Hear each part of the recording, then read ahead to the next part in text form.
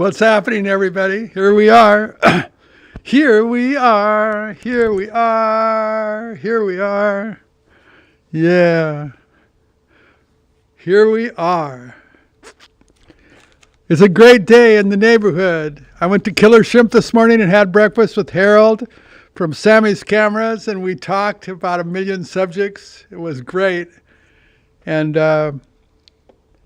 yeah, it was great. It was great.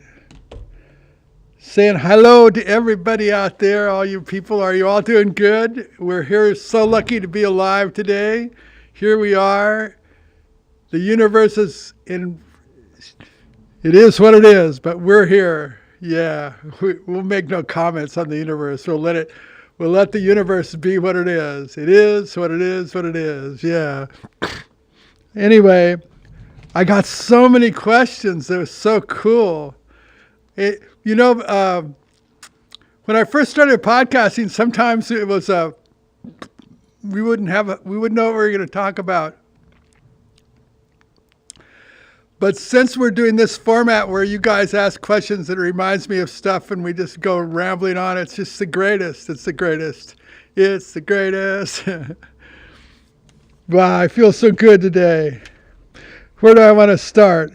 I want to start by saying, Matthew, man, you don't owe me an apology, dude. You really don't owe me an apology. And I kind of liked it. You said I was dark. It made me go back and look at everything. And I was looking at everything. What was dark? But, man, dude, you don't owe me an apology. I owe you an apology for making you feel bad. I don't want you to feel bad. Yeah, man, I love your comments, and yeah, it was more. I was looking at it again. It was more serious because I was talking about real shit, and that's not as much fun as crazy shit. But anyway, Matthew, you don't owe me an apology, dude. We're good, you and I. We're not. We got nothing weird between us. Yeah, nothing but good vibes, man. And I care, you can see I care about every comment. Somebody makes one little word and I'm going, oh, dark, and I'm all freaked out. So I care about all your comments. And there's some people that say some weird shit, and I don't really comment on that because I don't want to comment on weird shit. I just don't want to do that. But anyway, Matthew, you and I are good, man. I was tripping on what you said, but that was my trip. It was me. I was tripping on it. I felt so bad when I saw your apology. I thought, oh, no, I didn't want to make you feel bad. Anyway, I love you, dude. Don't feel bad. Gorilla, that's a good name. Hey, Gorilla. I always like hearing from boxers. There's a place in my heart for boxers. You said you were an amateur boxer, man. Amateur, pro, it doesn't matter. Anybody that stands in there and puts on the gloves, my hat's off to you, man. You're a better man than I am. Man, boxers, man, they got the heart of, that's, boxing's so primal and great. I love it. I love boxing. And anyway, Gorilla, it was good hearing from you. Elisa, I never thought about the spiritual connection to by playing and my music. It never occurred to me until just this minute when you asked me. I don't think a lot about spiritual stuff, so it never occurred to me that spiritual connection with my music and stuff, but maybe there is some kind of spiritual connection. I just wouldn't know. Yeah, I just play and it feels good. Maybe that's spiritual. Maybe it's in my heart and that's what I do. And so perhaps you're correct. I never thought about that before. Interesting that you say that. Kurt, playing for change. I did. I misunderstood what you meant. I get it now, man, dude. I'm playing for change. Duh. I'm a little slow at times, man. I'm a little slow. I get what you mean. You're right. I totally misunderstood your question. But here I am. I understand it now. Yeah, those are cool. That's cool stuff. I just can be so slow at times. Anyway, but Kurt, I liked hearing from you. Bob, I have no memories of Barrel, man. I have no memories of my movie I did a year ago, you know. So Barrel, yeah, I have no memories of the Barrel album, you know. I know I worked really hard on it because that's the first album I had my own studio. So I worked really hard on it. I worked really hard on it. That's all I can say. It was, yeah. I don't have no memories of the album other than that I worked hard on it and I was really proud of it. And yeah. Matthew, I like Hollister. I had a friend, James Mazzio, who I've talked about before. James lived in Hollister for a brief time, and I went and visited him there. And I really like that town, man. Hollister's a great town. There was a guy there that made like ultralight aircraft with big wheels, like big wheels, like big bicycle kind of fat tires, you know. And I remember when I was thinking about ultralights and everything, I was watching this guy in Hollister. He had some cool shit, man. People make some stuff everywhere. That's so cool about humanity, man. We're just all making stuff and inventing stuff. And anyway, I've always liked Hollister. Yeah, something about that town that's got a good vibe. I like it. I like Hollister. Yeah.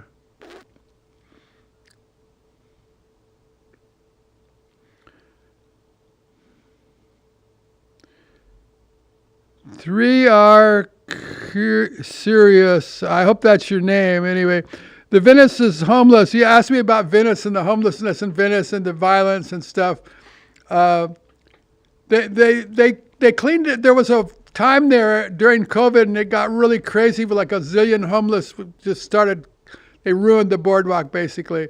And then the sheriffs came and they removed them all. And so now they go every week and scrape people up that are trying to come back in and camp there. But basically they've cleaned the boardwalk up.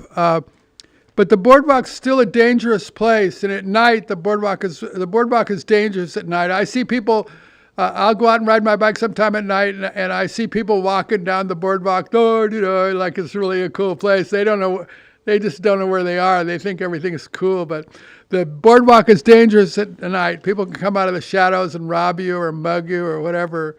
It's a dangerous place, Venice. Yeah, it's always been dangerous for ever since it's been here. It's always been just one of those weird places. Just last week, some guy got shot over here in in a little park right by the boardwalk. Got shot to death, right? They haven't found the guy yet, but yeah, I could have a lot of stories to tell you about how dangerous Venice is. It's dangerous, and especially at night, I would say it's dangerous. You can get in trouble in the day too, but it's harder. In the daytime, people can't see crime as well, but at night, man, people could just walk up to you, even if there's other people around and rob you or do stuff, and you don't know.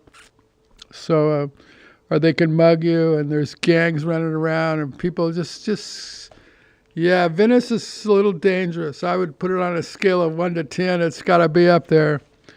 It's a dangerous place. Chrome Dome. You've piped in before. I always like hearing from you. I never ran into Jesse Ed Davis here. I know we used to be around a lot. I haven't seen him around in years, but I never knew him and I never ran into him. So. Miko, M-Y-K-O, Miko, whatever your name is. You wanted to know how I supported myself before Killer Shrimp. Well, that's the story I'm going to tell when we reach 1,000 subscribers, which is pretty soon. I forgot to check today to see how many we have. Yesterday we only needed 10 more people to get to 1,000. And either I'll tell that story when I get to 1,000 or I'll quit podcasting, one or the other. I know I've said I've told the story, but that story has to do with why I started Killer Shrimp and what I was doing before I started Killer Shrimp. And so it's very timely. Your question's very timely, Miko. Elisa, I never knew Doug Sham. Anyway, Sir Douglas Quintet, I never knew that guy or that band. I always thought they were cool, but I never knew them, My stuff. I played the Action House in Long Island. I think that's where it was. Yeah, I played there one time, and it was a funny place, kind of low ceiling, and I remember that place well, and I remember I hit my head on something in there even. Anyway, I played the Action House. It's funny. It's funny you asked me about that. I think, I thought for a minute. I go, yeah, I played that place. Yeah, yeah.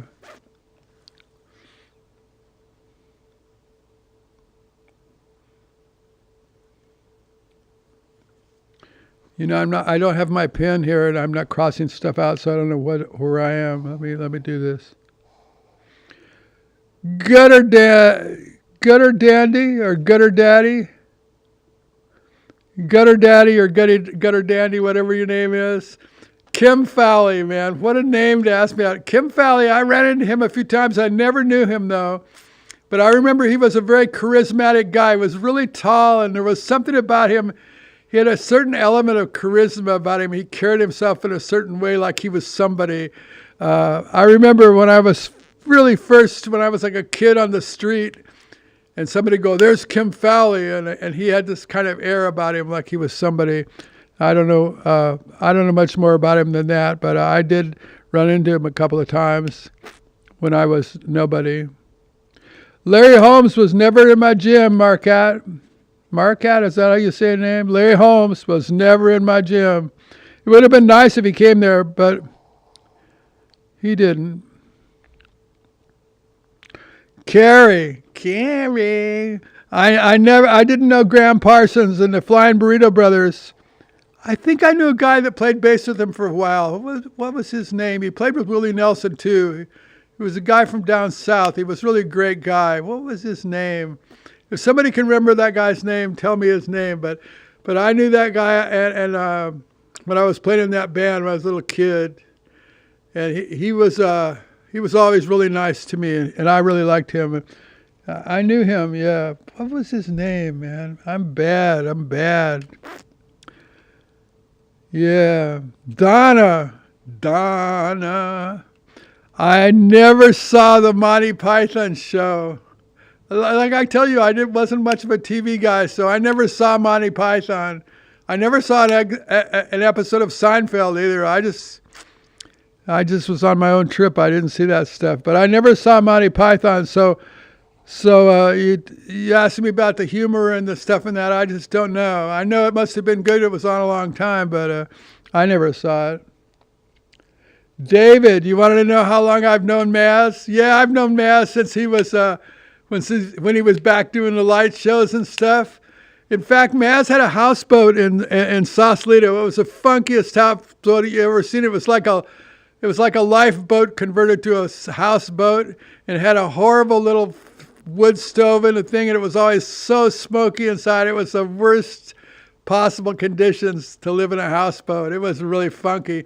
And Maz, when I first met Maz back in those days, he used to let me sleep on his houseboat because I had no place to sleep. And so I'd known Maz forever, man. He was my great friend forever. Like I say, a week before he died, he was supposed to be coming down the next week to stay at my house and hang out with me. And when I broke my neck, Maz came and put these paintings on my wall with the black light, so I could lay there in my little contraption in the middle of the night and look up at all this beautiful black lit stuff. And it was all like, it was really nice. It'd be real dark in here, and that stuff was always great. But yeah, Maz was a great friend of mine. I really miss him, man. I was shocked when he had his stroke. Yeah. But I used to stay on his houseboat, and Maz was all around during the days at the Ark. All of you that remember the Ark in Sausalito, it was a big ferry boat that was sort of beached up there, and it was on a tilting. And I played there. Moby Gray played there. Those were our first gigs. Were at the Ark. So before we played anywhere, we played there. Ichino, I think that's how you spell it. Ichino or Ichino. I vaguely remember playing the Alameda Pop Festival, but I did play it, but I don't remember too much about it. I don't know if that was the one where Hendrix was on the bill and he helped me get on, because they were going to have me not play because they didn't have enough time, and he got it, so I got to play. I think that was a gig. Yeah, and I think Frank Davis was playing drums with me then, a black drummer. Frank Davis. He played on my second album. You see a picture of Frank there. His brother was one of my roadies. I can't remember, I can't remember. So, like I say, some of the gigs just sort of blurred out, but I do remember that pop festival. I don't know if that was the one for Hendrix, or if Hendrix was another. Well, it was either San Jose or, yeah. Hello, look who's here, everybody. Look who's here. Oh no, don't step on my shit. Oh. Wait.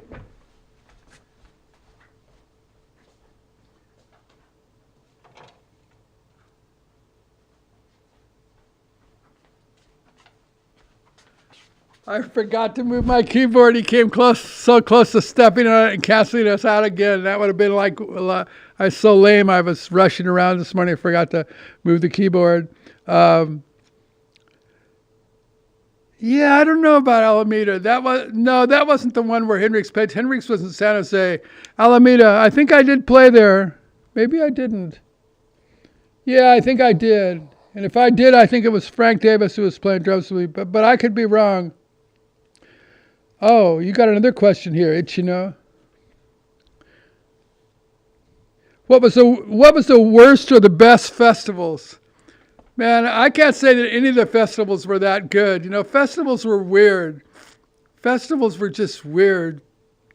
They were always such a hassle, and you know how festivals are. Like, it's how Coachella is now. It's just a total nightmare, like logistically, like getting there, leaving there.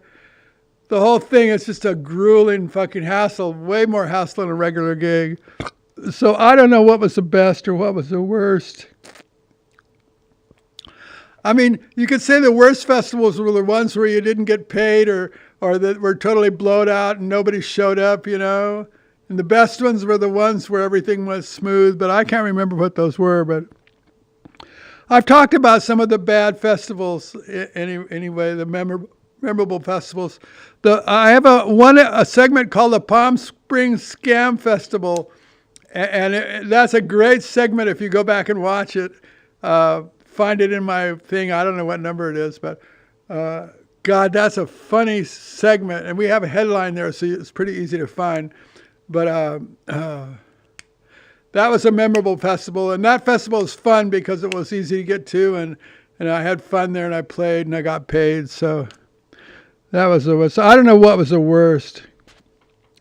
Because some of the festivals, nobody showed up, Like the Vancouver Pop Festival was out in the forest somewhere, and nobody showed up, and they flew us in on a seaplane, landed on this river, and we went on this little tiny dock. We jumped out of the seaplane, and we were just standing there in the middle of nowhere, and the big logging trucks were going by. It was a big dirt road, and it was in the middle of nowhere. Nobody showed up. None of the bands got paid. I told that story too, so go back and watch that story. What was the places I remember the best, or the best? I guess my favorite places to play was the Fillmore East. I really liked playing the Fillmore East, and I think part of the reason for that was it was an easy gig to play, and I really liked all those guys who were in the film crew. Some of them went on to be, John Fordham went on to be a famous playwright. One of the guys there, I forget his name, but he became a famous director of films. And next door at NYU was Martin Scorsese, was a professor there before he made Mean Streets. So I really loved playing the Fillmore. I loved the New York crowds. I loved how they yelled at you and the whole interaction. It was just something about New York, playing in New York I really loved. But I also loved playing the Grande Ballroom in Detroit, man. I loved the Grande Ballroom, and they said I played there more than anybody else. I played one time when I played there. They said I'd played there 14 times. Now you got to realize 14 times is a lot of times to play someplace, because you don't play there every day. You play there like once a year, twice a year. So I played there a lot, 14 times at the Grande Ballroom, and the Avalon Ballroom in San Francisco. I really liked the Avalon Ballroom. It's really funny. The Fillmore in San Francisco was never my favorite gig, and the Fillmore West wasn't my favorite gig, and Winterland wasn't my favorite gig. But the Avalon was really memorable for me, playing the Avalon and the Fillmore. I also really had fun when we played the Ark when I was first starting out, and Moby Grape was first starting out, and we were all there playing every night. And it was really fun, and we were young, and everybody was energetic, and it was a great time.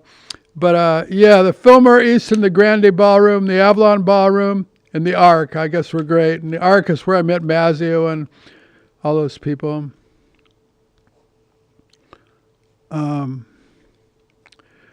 They asked somebody, okay. Dean, you asked me about what album did I play my repossessed organ on? No album. My organ got repossessed before I had a record deal. So that organ that got repossessed, that I worked so hard for, that I picked peaches and shoveled almonds to make organ payments, that organ was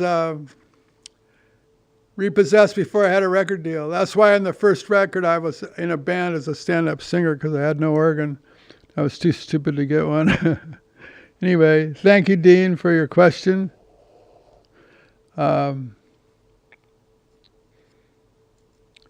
Pan jazz. The reason I had a break in doing podcasts is because we had big fires here in LA a while back. I know you all heard of the fires here in LA, but it was so devastating. Like everybody that lives in LA knows somebody that lost a house in those fires. It was so huge.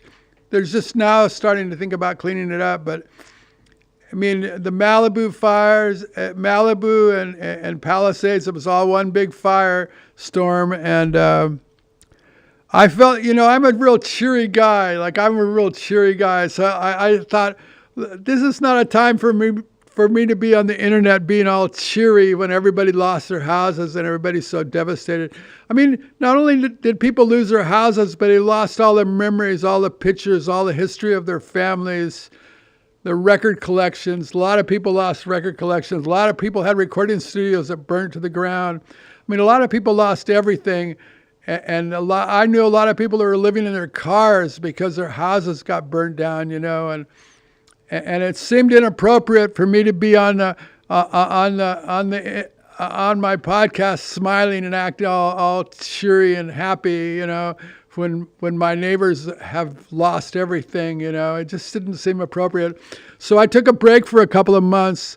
I just didn't feel that was right. I didn't feel it in my heart. You know what I mean? I didn't feel it in my heart. Like I just couldn't do that. Because every day and we running into people at a restaurant and they lost everything. And they lost all their family photos and everything that meant anything to them. Every bit of nostalgia they had, it got burnt to shit. And I have a number of friends that lost houses and so everybody was affected by the fire, including the people that didn't lose their houses. Everybody feels really bad about that. Everybody still feels bad. We're still in the middle of this whole thing. And every day I meet people and they have a story about someone they know that lost a house or they lost a house. And complete strangers, I'll start talking to them and they'll be telling me their story and I'll go, wow. I'm so lucky, to have my place. And I just couldn't go on. I couldn't go on a podcast and because I'm not a negative kind of guy and I didn't want to go on there with a little smile on my face when everybody lost everything. So that's why I took a break. I didn't take a break. That's why I took a break. I thought but I feel pretty consistent, man. I podcast pretty consistently. And before that, I podcasted too pretty consistently. There was a few little bobbles here and there, but I was pretty consistent. I know you suggested that if I didn't take a break, it would have been better. And I did. It was a little bit of a setback, taking those 2 months off. And I had to regroup and rebuild, but now we have more subscribers than ever, and I've been doing it every day almost, and so that's the story of that. Pan Jazz or whatever. I think that's your name, Pan Jazz. Some Mr. Gamecock. The deaf rumor said I was partially deaf by the time of the Led Zeppelin show. That's so funny. That's such a strong rumor. like that rumor really spread. And to this day, that rumor's still around that I went deaf. Huh? That I went deaf. And that's so funny that rumor, even today, that rumor is still a lot of people think I'm out there and I'm deaf somewhere, but the truth is that was just a rumor, and it was one of those rumors that really stuck. And it just goes to show you that sometimes there can be rumors about people that just aren't true. That was a harmless rumor saying I was deaf because I wasn't deaf. But, some rumors can be less harmless about people. So you got to be careful about rumors because you never know. And still to this day, there's things online about how I'm deaf, So that's life. I can still hear those. Sorry to tell you that. Oh, Mr. Gamecock. Now you explained where your name come from, and actually one of the people in the comments mentioned that your name must have come from that too, because they knew about South Carolina. I think it was South Carolina. Yeah. Anyway, now I understand your name. I was saying what a weird name, but now it all ties in and I get it. So thanks for explaining that to me. Thanks for explaining that to me. Yeah, that was cool. You explained it.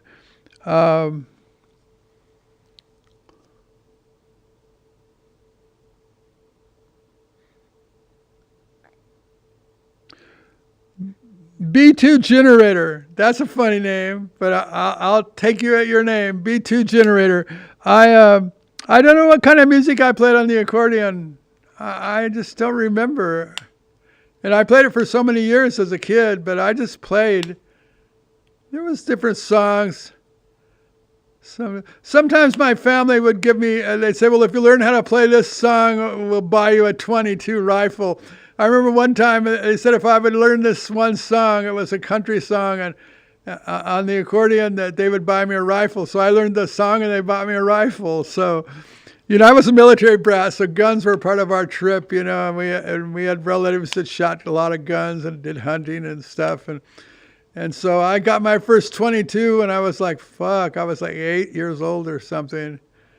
I remember. Then I got in trouble for showing it to all the kids. So, because we had strict rules about guns, being a military family and all. But I don't know what kind of music I really played. I never got into Bob Wills or the Bakersfield Sound, but I'm sure I may have seen Bob Wills in Compton when we went to that show. We used to go to that TV show that was filmed in Compton, and all the country people played there. I mean, everybody. And I'm sure I was just a kid. I wasn't aware of the Bakersfield Sound, but I know Bakersfield had a distinct presence in country music on the West Coast. And but yeah, we used to go to that TV show in Compton. I was a little kid, and we'd sit there and I'd watch him play, all the players and everybody. And I knew at that point I had already known for a couple of years that I was going to be a musician. That's what I was going to be. So I was, even though country music wasn't my thing, I knew I was going to be a musician. So I liked going to those TV shows and watching all those musicians play, because I thought, well, someday I'll be playing like that. Someday I'll be doing that. I knew that from the time I was like 7 years old. I would say, I'm going to be a magician. And they say, oh, you like magic? And I go, no, music. I want to be a magician. And they go, musician. Anyway, I used to get the words confused. I was such a little kid. But I knew from the Jump Street, man. I knew from the second I got my hands on my accordion that I was going to be a musician. That was what I was going to do in life, And I watched all the adults. They all had really hard jobs and worked really hard. And I thought, I'm going to be a musician and I won't have to work so hard. Plus, I love music. And anyway, yeah, I'm sure I must have seen Bob Wills at the TV shows there, because we would go be the studio audience there. Yeah, that was fun.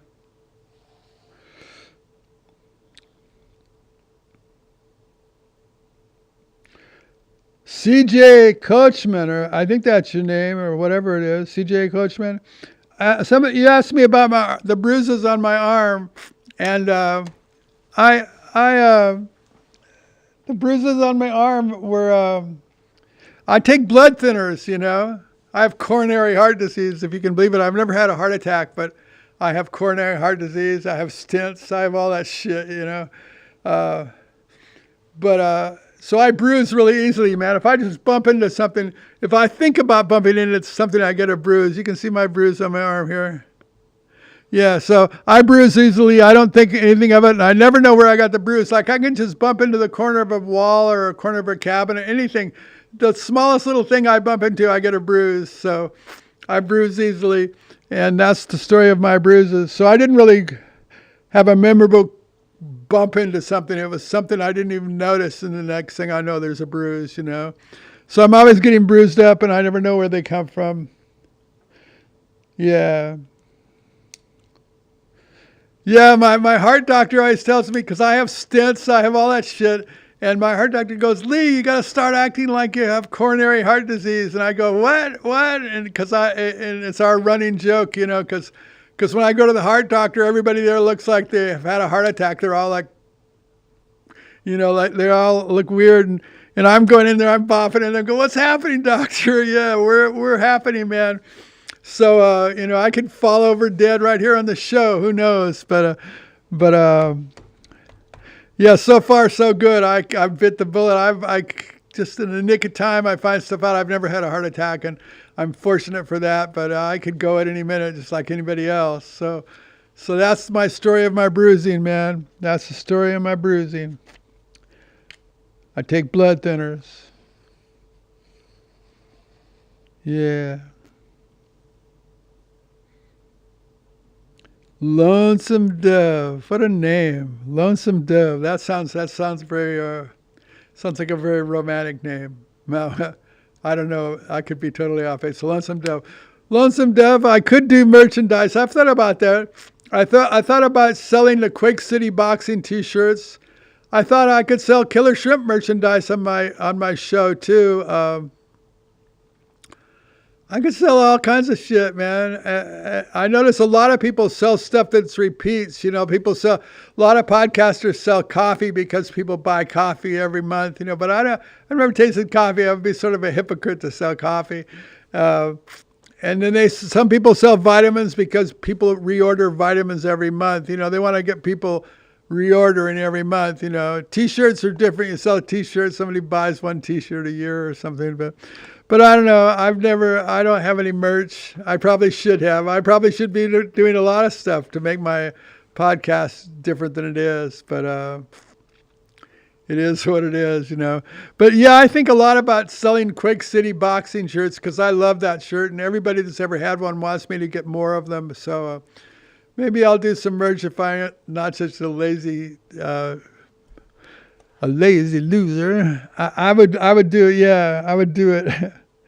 Yeah, merch sounds good, but then somebody has to package it up. I know there's companies that'll expedite that for you. They take the orders, they print the shirts, they send them out. T-shirts are expensive, man. Have you bought a T-shirt with some graphics on it? They charge like $35 for a T-shirt. I think, wait a minute, man, $35 for a T-shirt with some screen printing on it? That seems horribly excessive, but that's the going rate, man. I noticed that. I don't buy a lot of T-shirts with stuff printed on it. I buy T-shirts, but I wear T-shirts, but I don't buy a lot with stuff printed. I did buy one T-shirt. It was slightly political. I will not mention that. But yeah, I thought about merch. Lonesome Dove. Frank, you asked me a deep question. What would I change about my past? Man, I don't have enough pages in my tablet to write that down. I've done a lot of bonehead stuff in my life, so and a lot of stuff I would change, Some people say I wouldn't change anything. I'd live my life the same way. I'm not one of those guys. There's a few things I would have changed. A few things I would change. There was a couple of times I was rude to people. I always felt bad about that. I always knew when I was rude to somebody. Like, sometimes when you're younger, you can be rude sometimes. And there was a few times where I was rude and I felt bad about it for years, man. You can see I care about all the comments, and I feel I care if somebody apologizes or thinks they insulted me. I care. I care about everything, man. Maybe I care too much, but what would I change about my past? Man, any people that I made feel weird, I wish I could go back and not make them feel weird. I didn't do that a lot, but there's a few times. You know how life is. A few times you make mistakes. Um, yeah, I made a few mistakes. I did a few business things. If I had to do over again, I wouldn't do them. But yeah, I don't actually have regrets. But that was a funny question. That question threw me for a loop. I sat back and I thought, what would I change if I could change anything in my life? You know what I mean? Um, yeah, yeah. I probably, if I could have changed something, the biggest thing I wouldn't have fucked my marriage up. You know what I mean? With Mary, we stayed totally close friends. We never had a bad moment. We were both very supportive of each other through everything till the day she died. But yeah, I regretted that. Yeah. What would I change about my past, man? That's such a heavy question, man. That has to be the most heavy question I've got so far. Out of all the questions and all these days, man, that question really makes you stop in your tracks. What would you change about your past? Man, what would I change?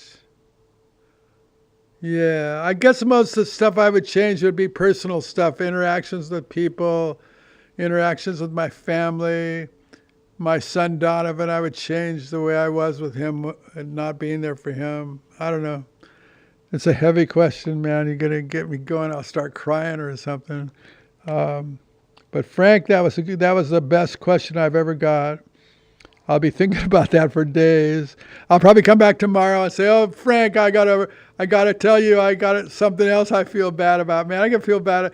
I could sit here all day thinking about all the stuff I would feel bad about. You know what I mean? And I'm a positive guy. I mean, you can see how I am. You guys all see how I am. But we all have stuff we regret or stuff we would do different. Yeah, man, I don't know where to start with that question. That's the best question I've ever been asked, man. You get the award for the best question if there was an award for that.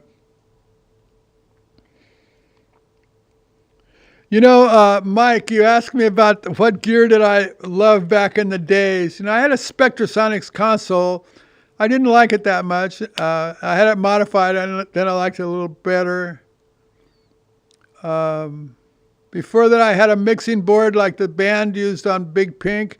I went out and bought one of those because I liked Big Pink, so I'd buy the mixing board. I can't remember the name of that board. It had a funny kind of French-sounding name. I know, but I can talk about more recently the equipment I liked. Like I like Antelope Audio. I like their equipment, so I use Antelope Audio in my studio and also in my podcast computer. I'm using Antelope Audio to do the audio. I just like it's a very crisp sounding stuff. It's from England, this stuff, and anyway, I use Antelope Audio a lot, and then. And as far as a microphone preamplifier goes, for years, in fact, I just sold it a couple of weeks ago, but I was using a Millennia preamp, mic preamp. It was a Class A circuit, a big heavy-ass mic preamp. I just sold that thing, but I've been using that for years and years and years, Millennia Audio. Anybody who knows about audio knows about Millennia.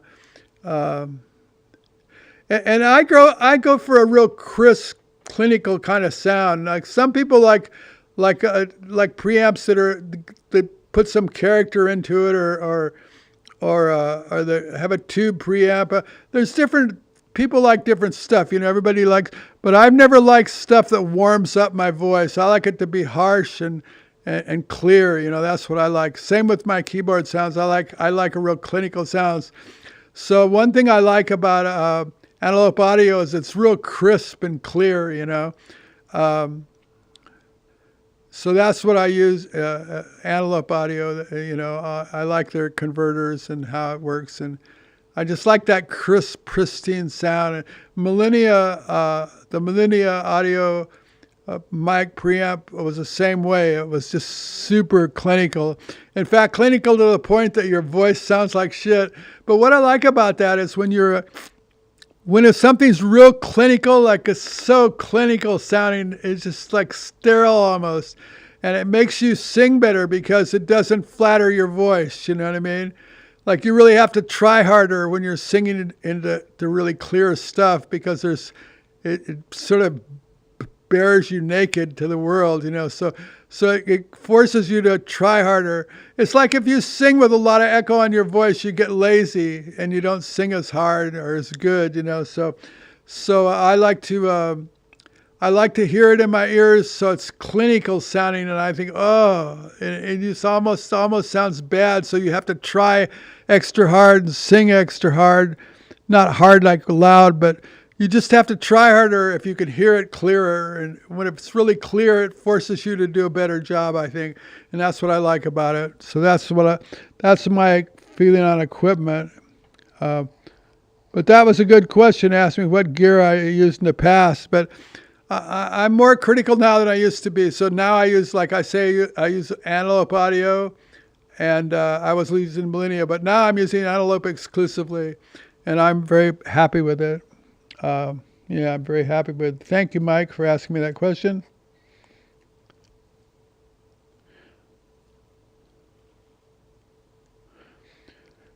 Somebody asked me what bands from the whole 60s and 70s did I like. Did I like, you know, back in the days? So back in the days, the Avalon and the Fillmore Daves, you know, I'll tell you who I liked. I liked Janis Joplin, man. I always loved her shows. She just had this fucking vitality about her, this angst, you could just feel her, man. She connected really hard. Creedence Clearwater, I always liked them. And Steve Miller Band, even though he didn't like me, I liked his band. Moby Grape, I liked naturally. I liked the Airplane, too, before they became the Starship. You know, when they were the Airplane, I really liked that band. They weren't playing the kind of music I wanted to play. Like, that's a trip. Like, sometimes you like bands, but they aren't like what you'd want to play, but you like them, you know, just something about them connects. Naturally, I liked Hendrix, but everybody liked Hendrix. But of the San Francisco scene, those bands I just named, those were the bands I liked in the San Francisco. Hello. It's so nice to see you.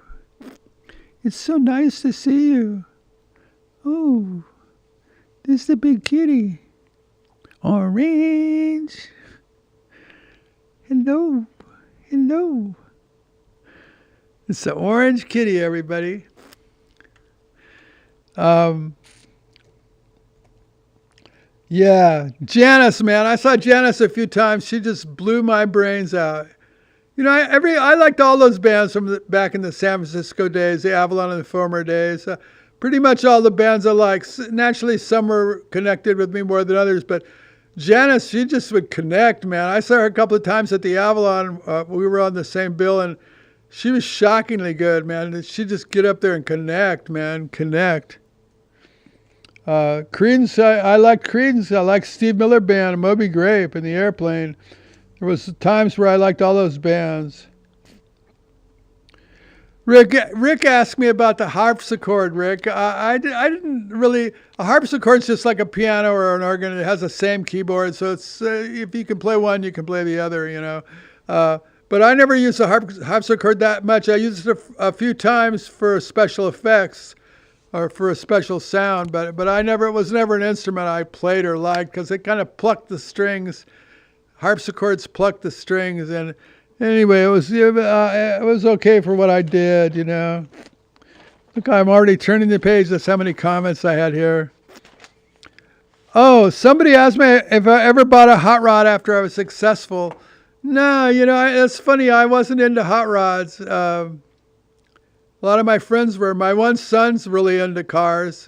Kevin, he has a really amazing hot rod. But I never bought any hot rods. I was buying cats, and everybody trips on what they trip. Everybody, you know, when they get money, everybody spends their money on something. Like I had, you know, some people were doing drugs. I was doing big cats. You know, I was off into the big cat world for a while until my kids were born. Hello, hello, hello. I sure love this kitty. I love this boy. He's cruising around. So yeah, I never had a hot rod. Somebody that was, what was the name of the person that asked me that? Get Fiddle asked me about the hot rods. I like your name, to Get Fiddle. Anyway, yeah, Get Fiddle. I smiled when I read your name. I went, Get Fiddle, Get Fiddle. That's great. Oh, wait a second. I got to go back here. Yeah, Get Fiddle. The rally. I got I bought my hat online. This is not my favorite hat, but for some reason I wear it on my podcast. But I get all my hats online, you know. And I get most of my clothes at the surf shop, so that's life. Um,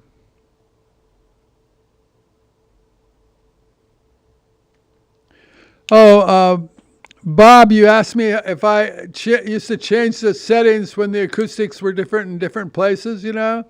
Nah, I basically use the same settings everywhere I played, and if the acoustics were bad, so be it, you know? But I didn't try to adjust my stuff for the acoustics of the room because, you know, you can't really hear that much when you're on stage or what's happening out in the room, and, you know, you really have no frame of reference. So to adjust stuff for each room would have been, you know, I wouldn't have known what kind of results I was getting. So basically, I stuck with the settings I used. I used those settings always. I had a number of settings on the organ that I used, a few of them.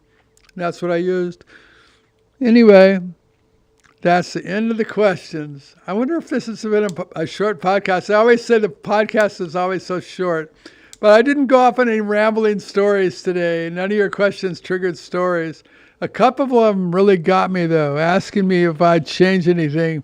That I'm still thinking about that. I thought about that all night. You know, I was thinking, what would I change? You know,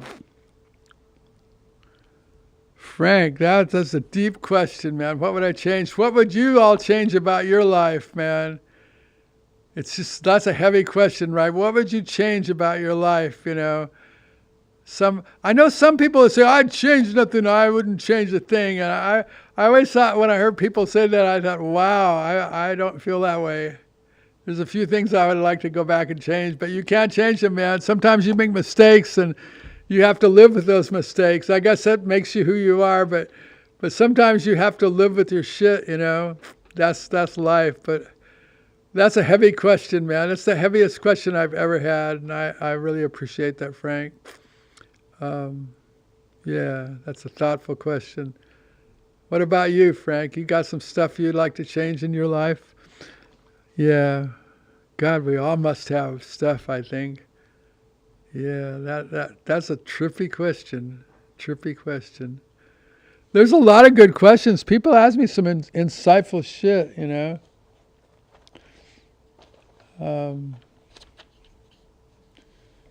Yeah, I think we have 10 more subscribers to go before I either quit podcasting or tell my story. I'll probably tell my story because I like you guys so much. Anyway, I thought about that last night. I thought maybe when I get to 1,000 subscribers, I'll just quit. You know what I mean? Because every day I think, man, am I repeating myself? I come on every day and I'm just repeating myself, you know, and I don't know. At some point, you guys got to get tired of hearing me just talk about the same shit all the time. Anyway, life is funny, man. Life is funny. Podcasting's funny.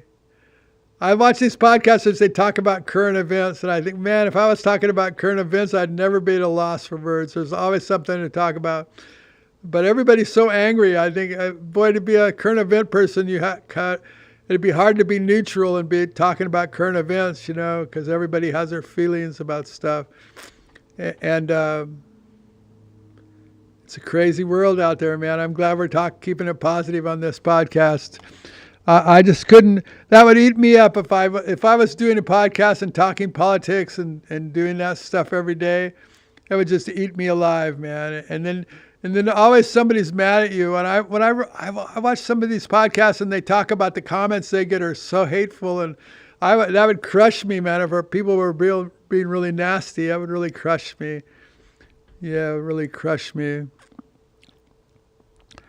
Matthew, don't feel bad, man. You and I are okay. We've always been okay.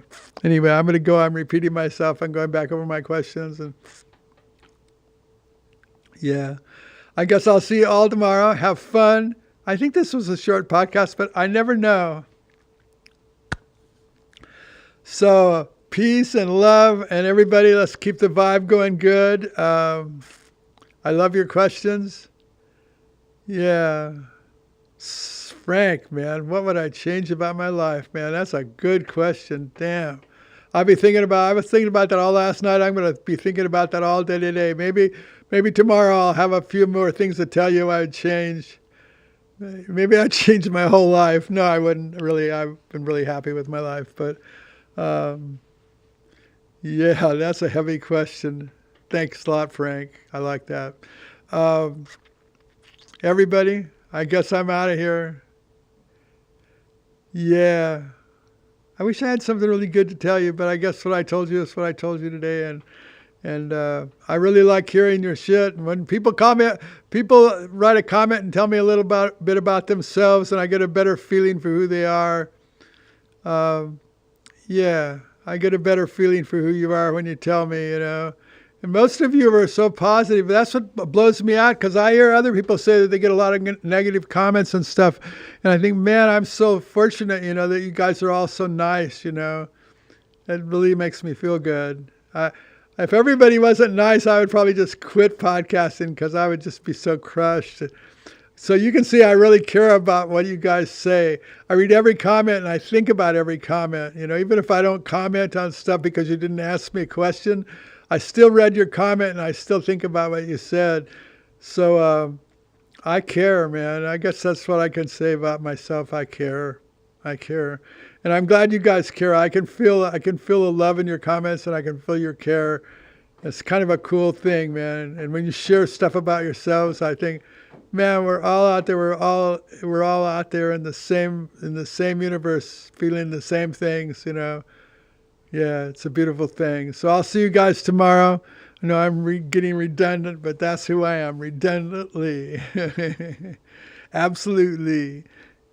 Positively. Yeah, that's me. 3, 2, 1. Poof.